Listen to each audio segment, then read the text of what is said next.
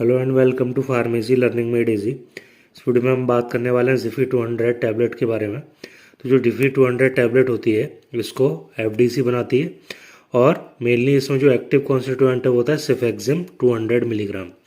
तो सिफेक्सिम जो होता है एक एंटीबायोटिक होता है और ये बैक्टीरियल इन्फेक्शंस जो होते हैं उनके ट्रीटमेंट में ये वाली जो दवा है सिफेक्सिम या जिफी 200 बोल सकते हैं, ये यूज़ में आती है। अब इसकी एमआरपी की बात करेंगे तो इसकी फ़िलहाल जो एमआरपी है वो 119 यानी 119 रुपये है और जो कि बाज़ार से आराम से 100 रुपये के अप्रोक्सीमेटली इसको ख़रीदा जा सकता है डिस्काउंट के बाद में। तो फ्रंट साइड से इसका जो पैक है वो कुछ इस तरीके से दिखता है, एलो एलो पैकिंग है ये। तो चलिए अब इसके बारे में कुछ और चीज़ें जानते हैं डिटेल में और क्लोजली ऑब्जर्व करते हैं जिफी 200 के पैक को। तो इसका जो नया वाला पैक है इस पर काफ़ी ज़्यादा होलोग्राम्स दिखते हैं जिस पर कि एफडीसी और जिफी 200 लिखा हुआ है। ये काफ़ी ज़्यादा कलरफुल लगता है। अब इसका इससे पहले जो पैक आता था पुराना स्ट्रिप का वो ये इस तरीके से प्लेन था जिस पर कोई होलोग्राम नहीं दिखता था। तो जिफी 200 टैबलेट जो है ये एक एंटीबायोटिक है जो कि वाइड रेंज ऑफ जो बैक्टीरियल इन्फेक्शंस है उनके ट्रीटमेंट में इसका यूज़ किया जाता है। इसके अलावा जो रेस्पिरेटरी ट्रैक्ट के इन्फेक्शन जैसे कि निमोनिया हो सकता है, यूरिनरी ट्रैक्ट यानी मूत्र मार्ग से संबंधित इन्फेक्शन, कान के इन्फेक्शन, नाक के इन्फेक्शन, गले के इन्फेक्शन और कुछ सेक्सुअली ट्रांसमिटेड जो डिसीज़ होती हैं उनके ट्रीटमेंट में इसका इस्तेमाल किया जाता है। इसका जो कंपोजिशन होता है इसमें एक्टिव सॉल्ट वो सिफेक्सिम 200 होता है। अब ये कैसे काम करता है, तो एक एंटीबायोटिक है, मेनली क्या करता है जो बैक्टीरिया जो होता है उनको किल करता है। कैसे किल करता है, ये बैक्टीरिया की जो सेल वॉल जो होती है जो उसकी कवरिंग होती है उसकी कवरिंग को बनने से ये रोकता है। सेल वॉल जो होती है बैक्टीरिया की प्रोटेक्टिव कवरिंग होती है, सेल वॉल नहीं बनेगी, उसकी वजह से जो बैक्टीरिया होता है वो सर्वाइव नहीं कर पाता और उसकी डेथ हो जाती है। तो अब इसकी जो डोज बनती है एडल्ट यानी वयस्क और ऐसे बच्चे जिनकी उम्र 12 साल से ज़्यादा और वजन 50 किलो से ज़्यादा है वो दिन में अगर एक बार अगर देना है तो 400 mg तक एक दिन में मैक्सिमम दी जा सकती है और अगर इसको ब्रेक करके देना है तो 200 mg 12 घंटे के अंतर पर।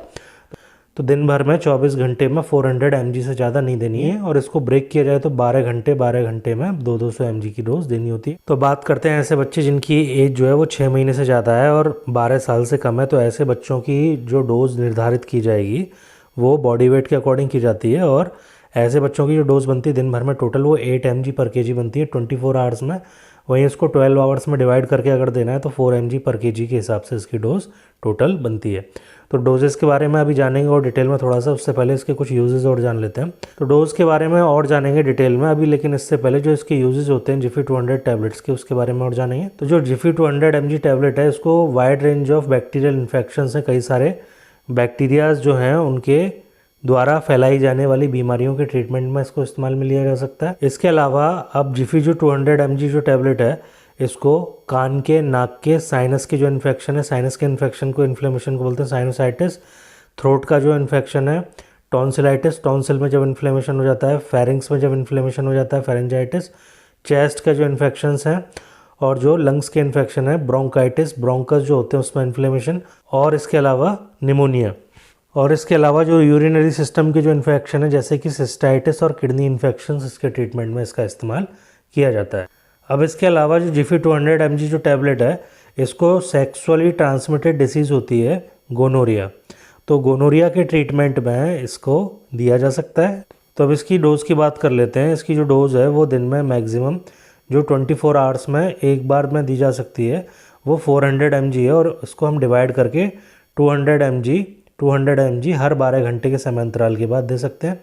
तो जो यूरिनरी ट्रैक्ट इन्फेक्शन है, जो मूत्र मार्ग से संबंधित इन्फेक्शन है, उसके लिए इसकी दिन भर में जो डोज होती है वो होती है 400 mg, जिसको कि डिवाइडेड डोज में भी दिया जा सकता है 200 mg। और इसी तरीके से जो ओटाइटिस मीडिया होता है, ओटाइटिस मीडिया का मतलब हमारा जो मिडिल ईयर है उसका इन्फेक्शन हो जाना, तो इसमें जो इसकी टोटल डोज है दिन भर में वो 400 mg हो सकती है। हालांकि इसको डिवाइडेड डोज में 200 mg हर एक 12 घंटे के अंतराल पर दिया जा सकता है।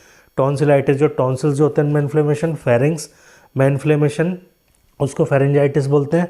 जब फेरिंग्स में इन्फ्लेमेशन होता है तो हमारे गले में दर्द रहता है, चीज़ों को निगलने में परेशानी रहती है और इसमें भी जो डोज़ है इसकी वो दिन भर में 400 mg या डिवाइडेड डोज में 200 mg हर एक 12 घंटे के अंतराल पर।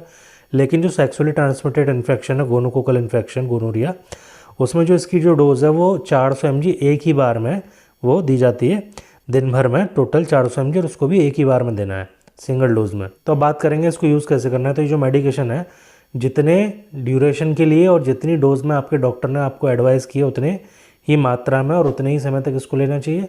इसको पूरा एक बार में निगलना चाहिए, इसको चबाना नहीं चाहिए, इसको पीसना नहीं चाहिए और इसको तोड़ना नहीं चाहिए।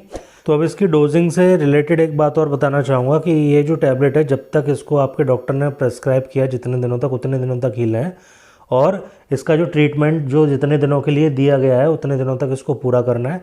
बीच में कई बार क्या होता है कि पेशेंट को लगता है कि उसकी जो बीमारी है अब दूर हो गई, उसको सिम्टोमेटिक रिलीफ मिलने लगता है और वो टैबलेट जो है खाना छोड़ देता है। तो ये एंटीबायोटिक्स होते हैं, एंटीबायोटिक्स का जो कोर्स है वो पूरा ना करने से जो बैक्टीरिया है उसका रेजिस्टेंस डेवलप हो जाता है और अगली बार ये जो टैबलेट है ये उसमें कम प्रभावी हो जाती हैं या फिर काम नहीं करती हैं। तो ये रेजिस्टेंस डेवलप ना हो इसके लिए पूरा जो इसका कोर्स है ट्रीटमेंट का वो किया जाना चाहिए। अब इसके कुछ कॉमन साइड इफ़ेक्ट्स की बात करेंगे, जैसे कि नोज़िया मतलब मिचली आना, पेट में दर्द हो जाना, इंडाइजेशन अपच हो जाना, डायरिया मतलब लूज मोशंस हो जाना, पेट में गैस हो जाना, ये सब चीज़ें हो सकते हैं। अब इससे रिलेटेड कुछ वार्निंग्स की बात करेंगे। अगर पेशेंट को लिवर या किडनी से रिलेटेड प्रॉब्लम है तो अपने डॉक्टर को कंसल्ट करें। ये जो दवा है इसको अल्कोहल के साथ में लेना नुकसानदायक हो सकता है, तो अल्कोहल के साथ में इसको नहीं लेना चाहिए। अब ये जो टैबलेट है डॉक्टर के सुपरविज़न में लेनी चाहिए अगर कोई लेडी प्रेग्नेंट है या फिर वो ब्रेस्ट फीडिंग करा रही है। अगर वो सजेस्ट करें इस केसेस में तो जब भी इसको लेना चाहिए, अदरवाइज़ नहीं लेना चाहिए। तो अब इसके रिलेटेड कुछ प्रिकॉशंस की बात करेंगे। तो ये जो दवा जितने दिनों तक डॉक्टर ने प्रेस्क्राइब करी है तो उससे ज़्यादा समय तक अगर आप लेते हो तो इसकी वजह से आपको लूज मोशंस हो सकते हैं, स्किन पर रैश हो सकते हैं। अगर इस दवा को लेने के कुछ दिनों या कुछ डोजेस के बाद पेशेंट को अच्छा महसूस होने लगता है तो इस दवा का जो पूरा कोर्स है फिर भी हमको करना चाहिए, क्योंकि ऐसा ना करने से जो बैक्टीरिया है उसमें रेजिस्टेंस वो डेवलप कर लेता है और जो इन्फेक्शन है उसका ट्रीटमेंट जो होता है वो मुश्किल हो जाता है। तो अब हमें क्या करना चाहिए, जो दवा है हमारे पेट में ये गड़बड़ ना करे, स्टमक अपसेट ना करे, तो इसको खाने के साथ में ले लेना चाहिए।